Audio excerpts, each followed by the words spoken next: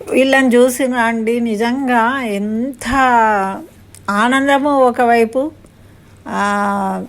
అంటే సంతోషంతో ఆనంద బాష్పాలు అంటారు చూడండి, అటువంటి సన్నివేశం. ఏ సెంటిమెంట్, మనకు సెంటిమెంట్లు ఉంటాయి. ఇది ఒక జ్యువెలరీ షాప్ అండి.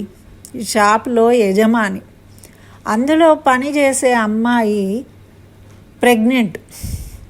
ఆ అమ్మాయి పరిస్థితులు ఏముంటాయి, ఎవరింట్లో ఎవరు దిక్కులేని వాళ్ళు ఉంటారు, బాయ్ ఫ్రెండ్ హస్బెండే ఉంటారు, వాళ్ళు ఇట్లా వేడుకలు చేసుకునేంత శక్తి ఉంటుంది ఉండదు, అవన్నీ ఉంటాయి కదండి. అయితే ఆ అమ్మాయి ప్రెగ్నెంట్ అని చెప్పి ఆ షాపు యజమాని ఆ అమ్మాయికి చక్కగా ఓ చీర, ఒక బిగ్ బ్రదర్ లాగా, అన్నలాగా, తండ్రిలాగా సీమంతం చేసినట్టుగా ఏదో ఏర్పాట్లు చేయడం కాదండి, పలహారాలు పెట్టడం అవన్నీ ముఖ్యం కాదు. అక్కడ ప్రేమతో మనము ఓ పువ్వు ఇచ్చినా కూడా అది ఎంతో గొప్ప అనిపిస్తుంది. ఆ అమ్మాయిని కూర్చోబెట్టి చక్కగా చీర, పువ్వులు, గాజులు అన్నీ ఇచ్చి వాళ్ళ స్టాఫ్ అందరూ కలిసి కూర్చొని ఆమెకు అలా తినిపిస్తుంటే ఆమె మొహంలో ఆనందం చూడండి. ఆమె ఎవరికైనా ఉంటుందండి, మనను ఆదరించే వాళ్ళు ఉండాలి, మనను పలకరించే వాళ్ళు ఉండాలి, మన సంతోషాన్ని షేర్ చేసుకునే వాళ్ళు ఉండాలి అని. ఇంట్లో భార్యాభర్తలు షేర్ చేసుకోవడము, తల్లిదండ్రులు షేర్ చేసుకోవడము వేరు. అట్లా పెద్దవాళ్ళు ఎవరైనా షేర్ చేసుకుంటే ఎంత మంచిగా అనిపిస్తుందండి.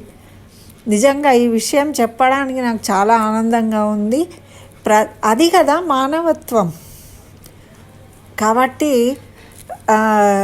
నేను షేర్ చేస్తున్నా. అంటే అందరూ ఇలా చేస్తారా, చెయ్యాలా అని చెప్పడానికి నాకు అర్హత లేదు. ఎవరు వాళ్ళు వాళ్ళ డెసిషను, వాళ్ళ అభిప్రాయాన్ని బట్టి వాళ్ళు చేస్తారు. కానీ ఒక యజమాని తన దగ్గర పనిచేసేవాళ్ళు అంటే తన కుటుంబంగా భావించి బాధ్యతగా ఆ అమ్మాయి గర్భిణి అని చెప్పి ఆమెకు సీమంతం చేయడం చాలా సంతోషం అనిపించింది.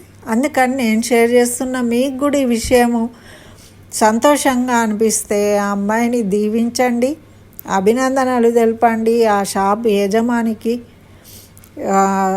ఆ భగవంతుడు ఎప్పుడూ వాళ్ళని చల్లగా కాపాడాలని కోరుకుంటాను నేను.